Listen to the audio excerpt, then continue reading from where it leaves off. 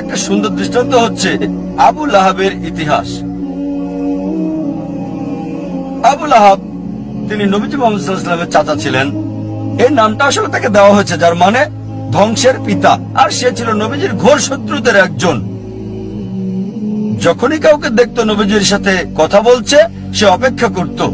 যখন নবীজি চলে যেতেন, লোকটির কাছে গিয়ে জিজ্ঞেস করত, নবীজি কি বলেছে? সে কি কালো বলেছে? এটা সাদা। সে কি দিন বলেছে? না, এটা রাত। সে নবীজির বিপরীত বলতো। নবীজির চিরশত্রুদের একজন ছিল সে। সে রাস্তায় চলতে চলতে অনেক সময় মিথ্যে কথা বলতো নবীজিকে ভুল প্রমাণ করার জন্য। আর পবিত্র কোরআনে একটা সূরাই আছে, সূরাটির নাম লাহাব, অধ্যায় 111, যা আমরা সবাই ভালোভাবে জানি। সালাত অনেকবার পড়া হয়, তাব্বাত ইয়াদা আবি লাহাব ওয়া তাব ইত্যাদি। এই সূরাতে উল্লেখ আছে যে আবু লাহাব এবং তার স্ত্রীকে দোজখের আগুনে পোড়ানো হবে। তার মানে কখনোই মুসলিম হবে না, তারা কখনো ইসলাম গ্রহণ করবে না।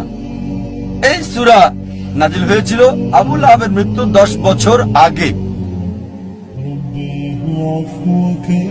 যখন এই সূরা নাজিল হলো, একটা কাজ আবু লাহাব করলে, ইসলাম গ্রহণ করলে কোরআন ভুল প্রমাণিত হয়ে যেত। অথচ তার অনেক সাহাবী আর বন্ধুরা সেই 10 বছরের সময় ইসলাম গ্রহণ করেছিল। আবু লাহাব পরবর্তীতে 10 বছর পর বদরের যুদ্ধে মারা গেল। 10 বছর সময় হাতে ছিল তখন। এই 10 বছরে নবীজি তাকে নিয়মিত আহ্বান করতেন ইসলাম গ্রহণ করতে, তাহলে কোরআন ভুল প্রমাণিত হতো। খুব সহজ বিষয় ছিল, শুধু বললেই হতো আমি একজন মুসলিম, এতটুকুই। মুসলিমের মতো তাকে আচরণ করতে হতো না, তাকে নামাজ পড়তে হতো না, শুধু বললেই হতো যে আমি মুসলিম, যথেষ্ট। কোরআন ভুল প্রমাণিত হয়ে যেত। সহজ বিষয়, খুবই সহজ। অনেক সময় নবীজির বিরুদ্ধে মিথ্যে বলেছে, আরেকবার বললেই তো হতো, কোরআন মিথ্যে প্রমাণিত হতো। কিন্তু সে পারে নাই, কারণ কোরআনের রচয়িতা সর্বশক্ত ঈশ্বর। তিনি জানেন যে আবু লাহাব ইসলাম গ্রহণ করবে না। ফলসিফিকেশন টেস্ট 10 বছর, আরো ফলসিফিকেশন টেস্ট আছে, অনেক অনেক আছে এখানে। এটা উল্লেখ আছে সূরা বাকারা অধ্যায় 2 আয়াত 94 ও 95। ইহুদিদের একটি দল ছিল যারা মুসলিমদের সাথে তর্ক করেছিল আর বলেছিল যে আখিরাতের ঘর আল্লাহর সাথে শুধুমাত্র আমাদের। তাই আল্লাহ বলছেন সূরা বাকারা অধ্যায় 2 আয়াত 94 ও 95, যদি তারা বলে যে আখিরাতের ঘর আল্লাহর সাথে শুধু তাদের জন্য, তাদেরকে বলো মৃত্যু কামনা করতে। যদি তোমরা বলো নিশ্চিতভাবে আখিরাতের ঘর তোমাদের, আখিরাত তোমাদের, তাহলে মৃত্যু কামনা করো। এই আয়াত আরো বলছে তারা কখনোই মৃত্যু কামনা করবে না, কখনোই না। একটা মাত্র কাজ ইহুদিদের করতে হতো, কোরআনকে ভুল প্রমাণ করার জন্য বলতে হতো আমি মরতে চাই। সহজ ছিল, মরার দরকার ছিল না। এমন না যে আত্মহত্যা করতে হবে, নিজেরা নিজেদের স্তব্ধ করবে। একটা বিষয় বললেই হতো আমি মরতে চাই। সহজ ছিল, কোরআনকে ভুল প্রমাণ করতে বলতে হতো আমি মরতে চাই। 3টি শব্দ কোরআন ভুল প্রমাণিত হয়ে যেত। আল্লাহ বলেছেন সূরা বাকারা অধ্যায় 2 আয়াত 95 96, তারা কখনোই মৃত্যু কামনা করবে না, তাদেরকে যদি 1000 বছর বাঁচতে দেওয়া হয়। সহজ ছিল, খুবই সহজ ছিল কোরআনকে ভুল প্রমাণ করা। এই দুটো ফলসিফিকেশন টেস্ট হলো অতীতের ফলসিফিকেশন টেস্ট। আমাকে বলতে পারেন ভাই জাকির, এখন কোরআনকে ভুল প্রমাণ করতে চাই, এখন কিভাবে করব? এখন কি এটা করা যাবে? হ্যাঁ, সবার জন্য সুযোগ আছে।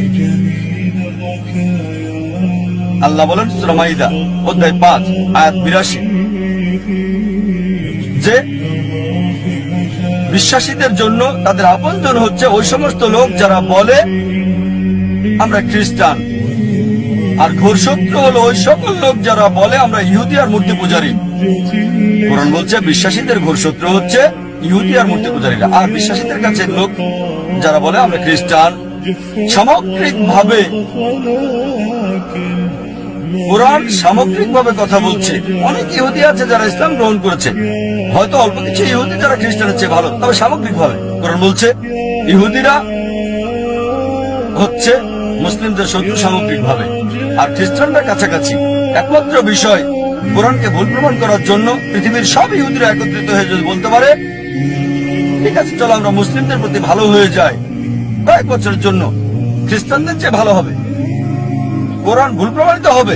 খুব সহজ, পৃথিবীর সব ইহুদিরা একত্রিত হয়ে যাক 3-4 বছরের জন্য, আর মুসলিমদের বন্ধু হয়ে যাক, তাহলে বলতে পারবে কোরআনের এই আয়াত সূরা মাইদা অধ্যায় 5 আয়াত 82 ভুল। তারা এটা করবে না, এটা করতে পারবে না কখনোই। সহজ। আরো ফালসিফিকেশন টেস্ট রয়েছে।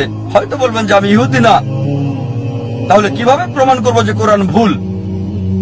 আল্লাহ এই সুযোগ সবাইকে দিচ্ছেন। আল্লাহ পবিত্র কোরআনে বলছেন সূরা ইসরা অধ্যায় 17 আয়াত 88, তারা বলে সেটা রচনা করেছে, চেষ্টা করো আরেকটা কোরআন তৈরি করো। তুমি মনে করো মানুষ রচনা করেছে? এর মতো একটা কোরআন রচনা করো। চ্যালেঞ্জ দেওয়া হয়েছে সূরা তুর অধ্যায় 52 আয়াত 34-এ। আল্লাহ তাআলা চ্যালেঞ্জ করেছেন যে এর মতো একটা কোরআন রচনা করো, কখনোই তোমরা তা করতে পারবে না। এমনকি যদি সব জিন এবং মানুষ জাতি একত্রিত হয়, তারা কোরআনের মতো আরেকটা রচনা করতে পারবে না আল্লাহর সাহায্য ছাড়া। এটা একটা চ্যালেঞ্জ। আবার আল্লাহ এই চ্যালেঞ্জকে সহজ করে দিয়েছেন। আল্লাহ বলেন সূরা হুদ অধ্যায় 11 আয়াত 13, তারা বলে সেটা রচনা করেছে, 10টা সূরা রচনা করো এর মতো করে। সম্পূর্ণ করেন না, এটা কঠিন, বাদ দেন, এটা ওই চ্যালেঞ্জটা কঠিন। 10টা সূরা রচনা করো কোরআনের মতো। যে কাউকে সাহায্যের জন্য ডাকো আল্লাহ ছাড়া, কখনো এটা তোমরা করতে পারবে না। আল্লাহ চ্যালেঞ্জটাকে আরো সহজ করে দিচ্ছেন, খুবই সহজ। সূরা ইউনুস অধ্যায় 10 আয়াত 38, তারা বলে সেটা রচনা করেছে, এর মতো একটা সূরা রচনা করো। একটা, পুরো কোরআন না, 10টা সূরা না, একটা সূরা এর মতো। সাহায্যের জন্য ডাকো তোমরা যাকে পছন্দ করো আল্লাহ ছাড়া, আর তোমরা তা পারবে না, কখনোই না, কখনোই পারবে না। এবার আল্লাহ চ্যালেঞ্জটাকে সহজ করে দিলেন। আল্লাহ বলেন সূরা বাকারা অধ্যায় 2 আয়াত 23 এবং 24-এ, আল্লাহ বলেন وَإِن كُنتُمْ فِي رَيْبٍ مِّمَّا نَزَّلْنَا عَلَى عَبْدِنَا, যদি তোমরা সন্দেহ করো যা আমি নাজিল করেছি আমার বান্দার প্রতি সময়ে সময়ে, فَأْتُوا بِسُورَةٍ مِّن مِّثْلِهِ, একটা সূরা রচনা করো কিছুটা এর মতো করে। মিন মিসলি, এটা মিসলি না, মিম মিসলি, মানে কিছুটা অনুরূপ, ঠিক কোরআনের মতো না।